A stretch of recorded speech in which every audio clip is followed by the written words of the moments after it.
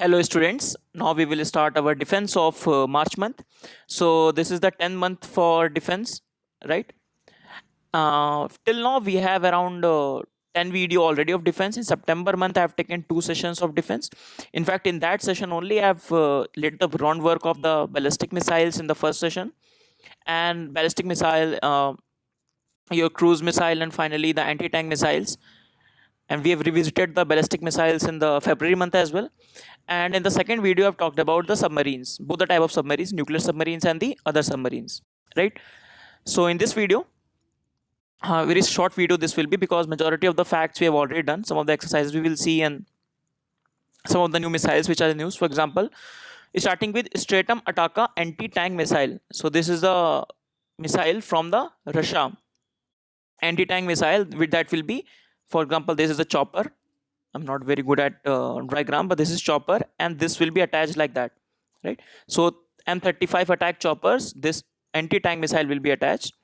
So remember the name of the missile, Stratum Ataka anti-tank missile. Okay, so this idea of having this, procuring this missile, came after the Pulwama attack, right?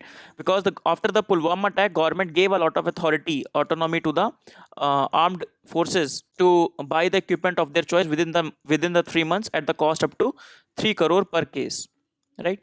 So we have already read some of the anti-tank missiles, right? For example, Spike missile, Milan missile, right? That is being upgraded to man-portable anti-tank guided missile. We have read that. Nag missile, two variants, Namika and Helena, and Spice bombs from Israel, right? Okay, so this is already, we have covered everything. This one is also in the September month defense first video.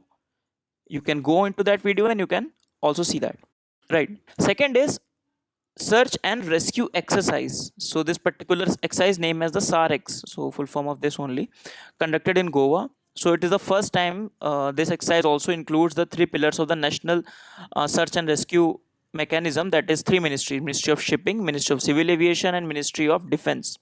They all took part in this particular exercise. Okay, the theme is HAMSAR, that is Harmonization of Maritime and Aeronautical Search and Rescue Code. Okay, so you can see rescue operation, how that happens, right? For example, in the maritime, if some ship is there that has to be rescued, then every agency has to coordinate: Air Force, Coast Guard, and all the things. So SARC exercise is being conducted biennially by the Indian Coast Guard, right, under the aegis of Indian Maritime Research and Rescue Board, right? So as we discussed, so it tests the efficiency of the operation, the coordination of all the stakeholders in the search and rescue operations in the Indian Ocean and other region. Next is red flags exercise. So this exercise has been cancelled by USA. It was supposed to take place in April, right? So with the coronavirus, this exercise has been cancelled. Just to read about the exercise. So this is a exercise conducted in the Pacific Air Force sponsored exercise. So it provides a real-time training in the simulated combat environment in the Alaska range. Okay, so Indian Air Force was going to participate with this Sukhoi 30 fighter jets. However, not important because that is being cancelled. However, it was in the mention in the newspaper. That is why we have discussed it. Next is RALDR X. So RALDR X is a DRDO's new bomb detection device. Okay, so it can spot up to homemade explosive as well. Okay, so who have built it? DRDO and Indian Institute of Science. Within the DRDO, which is the particular organization, High Energy Material Research Laboratory. Now we have read about this laboratory established in Pune and ISC Bangalore. It can detect up to 20 homemade device, right? And even if they are concealed. Okay, so for the bomb detection and all the things, this will be a new device handy for the law enforcement agencies. So device have various application, including the narcotics for local police, custom, and other detection agencies. Okay, significance is that because the recent terrorist attack are using some homemade materials, so they are also developing some different techniques for the bombs, because as the detection agency improve the technology, the people, the miscreants also improve the technology or use different materials so that they will not be detected, right? So now the improvement over it is this only. So remember, this is important. What is the name? RALDX. RALDR X. So we have discussed about this high energy material science research laboratory in our science and tech previous months. Okay, November month, I guess. So high material research laboratory. So we have discussed that it was established in the Pune. Next is Operation Namaste. So Operation Namaste is an Indian Army operation in the to combat the spread of the COVID-19. So the idea is to help the army personnel so that they will not be they do not suffer from COVID-19. That's the easy case. Okay. So the idea is soldiers are followed to advise the lockdown wherever they do not have any operational load and stay fit. So curtailment of the leaves are there, right? Segregate facility are to be provided for observed troops already back from the leave from various states. So those coming from the various states, they will be under the quarantine homes, right? And army also said that we will also take care of the families of the soldiers. Okay, so they have established 6 quarantine before, and now almost 8 quarantine centers have been increased. In fact, that number can increase to, and the number is not important. Obviously, every institution is expanding its capability. However, remember, so Operation Namaste, because in April month when we'll read, so there are many operations. For example, Operation Vande Bharat, and so many operations will be there, especially in terms of the rescue and taking people there. So confusion will be there. So remember, Operation Namaste is by Indian Army, right at the edge, right at the starting of the COVID itself. They have announced it. Next is, and we are discussing that much information that is relevant for our prelims. We don't have to go into too much detail, what is significance and all this. You can get the significance of all this, right? That are more in the mains perspective. But for prelims perspective, this much information is relevant for us. Okay, similar to here also.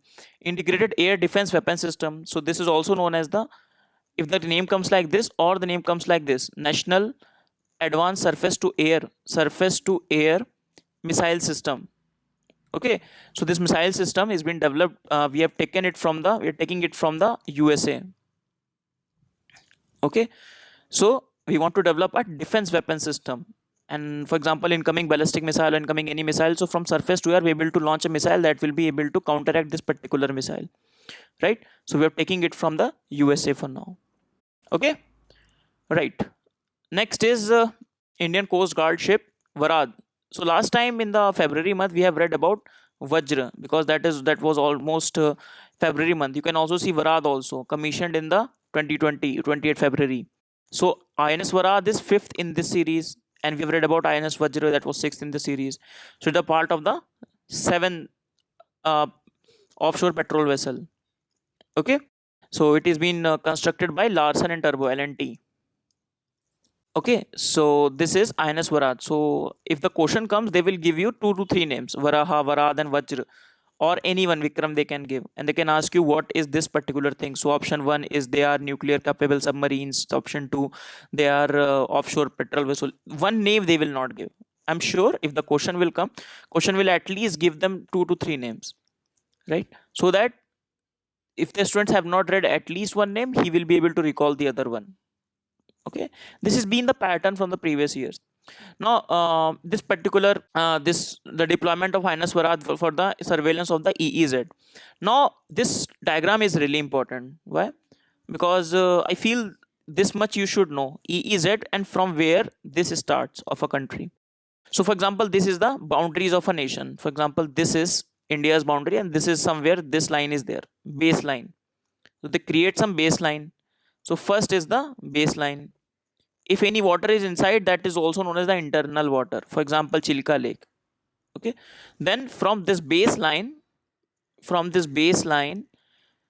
nautical miles is a territorial sea, right? Then after 12 mile is contiguous zone. Okay, then 12 miles, then 12 nautical miles, then EEZ extends from here, from contiguous zone to this area. However, this line is defined from the baseline. Every measurement is taken from the baseline. Okay, so if you not get confused, you can remember it like that only. Just one second. If you not get confused, you can remember it like that. For example, this is baseline, then 12 nautical mile is territorial sea, then at 24 nautical mile it is contiguous zone, then at 200 nautical mile from here it is EEZ. Sorry, from here it is EEZ, like this. Okay, because they can ask you questions in this front. Statement wise they can make question and they can ask you. So till EEZ you can go for the commercial exploitation. In the high seas you need the permission from the international authorities, right? In the oceanography you must have read about this continental shelf, continental slope, continental rise, and abysmal plain, right? So this much information you must know, because this diagram is very basic, and this is relevant in our geography, ecology, because when we talk about coastal regulation zone also, then also this diagram comes, and also now in security as well. Now next one is draft different defense procurement procedure 2020. Now this procedure has come, it has replaced the 2016, it will supersede the 2016 procedure, right? So this procedure, name from name itself, defense procurement. So how that procurement of the defense equipment will come about? Okay, for example, procurement, for example, we have seen a defense system that we're procuring from USA. We have seen the missiles that we're procuring from USA, right? For example, Spike missile from Israel, anti-tank missile that we have read, right? So how those capital procurement will take place, these are designed by this particular procedure. Okay, so we started that in 2002. Okay, so procedure, if we have a definite procedure, definite strategy, definite vision, then it will give to probability, transparency, and a structured procedure will be there. Now you must have read right from the time of the Bofors, even before that, to the time of the Rafale, right? To the time of the Rafale, the defense procurement have been a source of the corrupt, has been, at least on the face of it, have been a source of the corruption, right? Because a huge costs are involved. So the possibility of many kickbacks, possibility of many middlemen, many possibilities of the wrongdoings. Okay, and that is why we need to have a transparent and the structured procedure. So this is the first thing. Second thing, for whom it is applicable. Okay, so DPP will cover all the capital acquisitions undertaken by Ministry of Defense and service headquarters from both indigenous source and export import, except for the medical equipment. So not for the medical equipment, and also all the procurements that are taken by the DRDO, Ordnance Factory Board, Defense Public Sector Unit, they will follow their own procedural procurement procedure. Okay, so it will supersede, as we discussed, 2021 will supersede the 2016 one, right? Now few of the details which have newly introduced in this procurement procedure, you need to focus on that. So what are the new things that are introduced into this procurement procedure? First thing, so first time they have introduced the idea of leasing. Okay, so the point they are saying that, for example, they pay 5,000, I'm giving example, 5,000 crore to buy one product. Okay, so for example, they are buying Rafale, for example, right? So they have to pay this much amount to buy this. On the other hand, they are saying, now we are producing, apart from this, buying is there, but we can lease also. So that instead of the initial high capital payment, this is a very high capital payment, right? So we can lease it. For example, yearly payment of 500 crores we can give. Yearly payment of 500 crores we will give instead of giving 5,000 crores. So we are giving the we are reducing the initial cost. Okay, so substituting the huge initial capital outlays with periodic rental payments. Getting my point? Very easy. So initially I don't have to pay a lot of money. It's sort of EMI sort of thing. So leasing is under two categories. First, they can lease it from Indian. For example, leaser is an Indian entity, or the leaser is a global entity. So lease can be done from the Indian source and also can be from the global source. Importantly, this lease will be useful for medical equipment not used in actual warfare. Because if you remember, leaser can say that return us the money, return us the equipment if in case the war happens. So in the actual war, what we are deploying, we will not use that. But for example, transport, fleece, trainer, simulator, and all these things, we can lease it out. Okay. Other proposals, like including the after sale support should be given, and a high indigenous content. This is important. High indigenous content they have said. For example, here, indigenous content ratio has been high, so they have increased the indigenous ratio content by 10%. Whatever will be procured in the DPP, the indigenous content will be increased by 10% in every category. Okay, to support the Make in India of our Make in India, right? One more category they have added, new category of buy global, manufacture in India has been included, out of which 50% content should be there of the indigenous should be there. So DPP is basically, the idea is to, for example, transparency should be there, probity should be there, along with that make in India, boost to Indian manufacturing should be there, and the self reliance in the defense manufacturing. Now we have been discussing many of the things with respect to defense manufacturing. For example, we have discussed Lucknow declaration, because this question can be asked in mains, that why the defense manufacturing, what are the problems, why the problem has been there, what are the steps being taken. Steps are important because this is how the question will be framed, and they will ask you what additional things can be done, right? Mostly the question will be revolved around that only. So they want you to tell us some steps, or what is the vision of India, how much defense import we want to reduce, or how much we want to export by 2022, like this. Okay, so this DPP 2022 will come into force from April 1 2020, and it will supersede the 2016 one.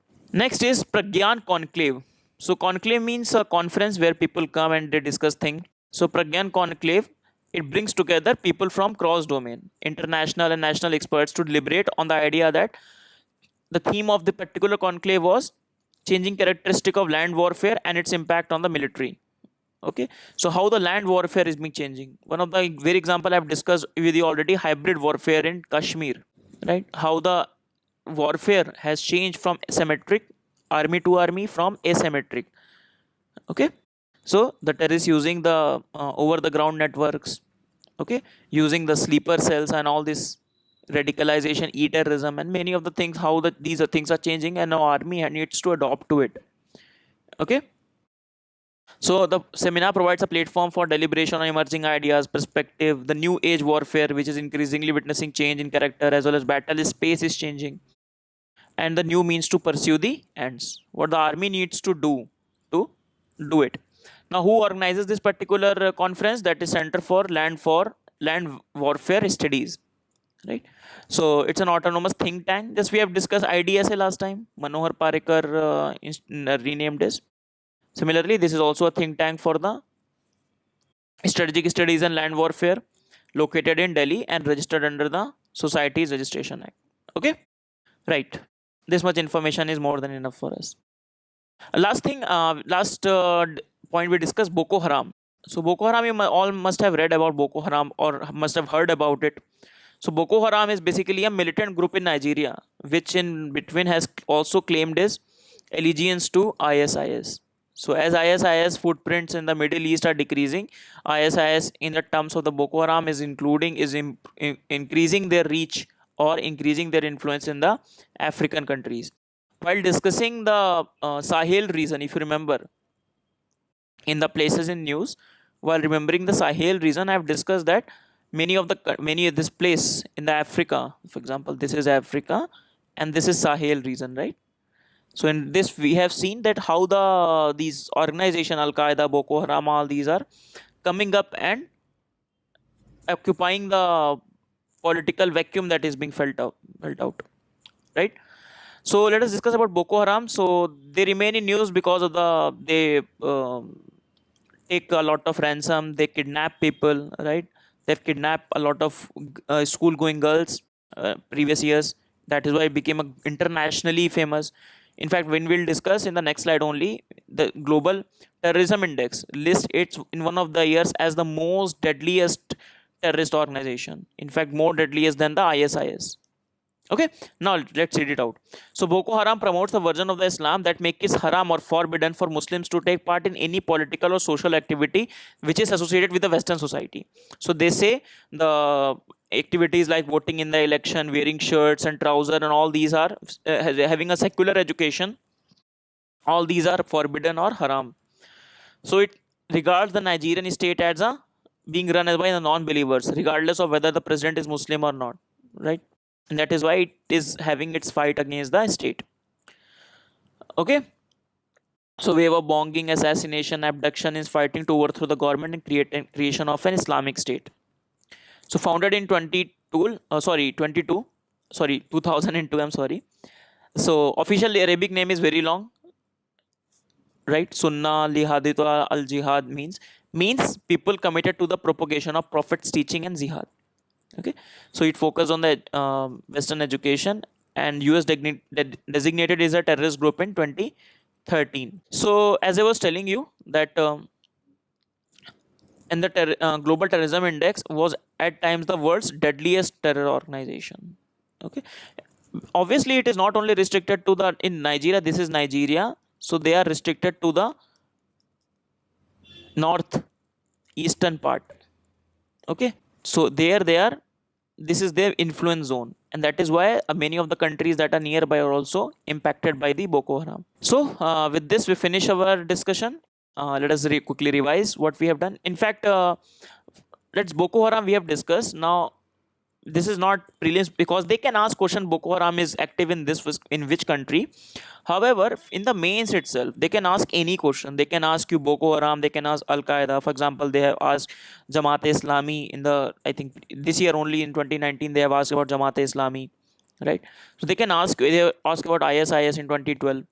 So when we'll discuss the after this prelims current affair, we are thinking to come up with the strategy sessions also, or at least previous year analysis sessions. So there we'll see some of the questions that have been asked and the future how questions can be framed also. Okay, so let us quickly revise what we have already done and use these current affair PPTs to your advantage. Whether it be your prelims you must cram each and everything in this PPT, and for the mains also use these facts to enrich your mains answer writing.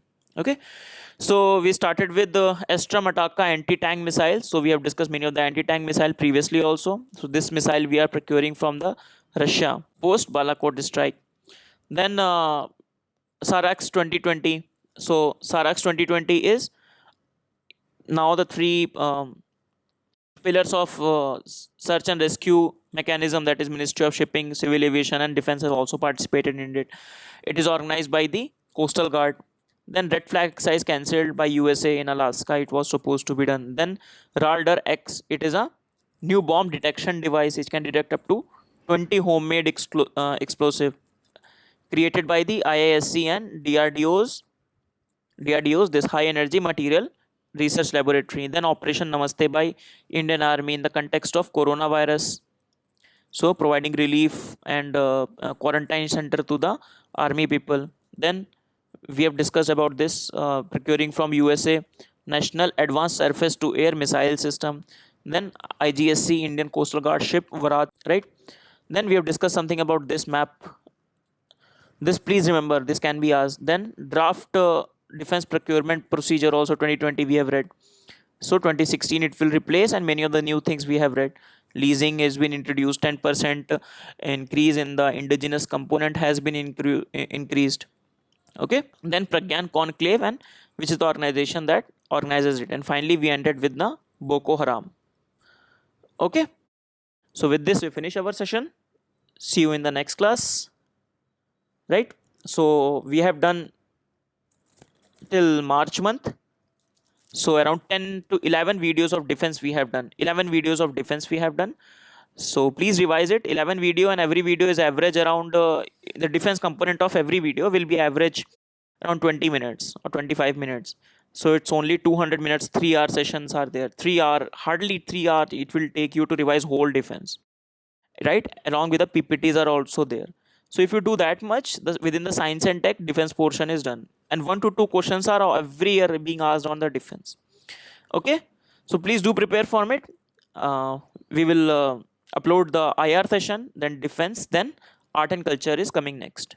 Okay, art and culture this February month and the March month I have decided to cover 2 sessions of art and culture in both the months. In the February month I'll cover Buddhism in very extensive detail, and in the March month I'm thinking to cover Jainism, so that all the questions of the previous year will be solved and we can also see a lot of context also. ठीक है, उसके अलावा whatever will be the current affair we'll also cover that. So see you in the next class everyone. Bye bye for now.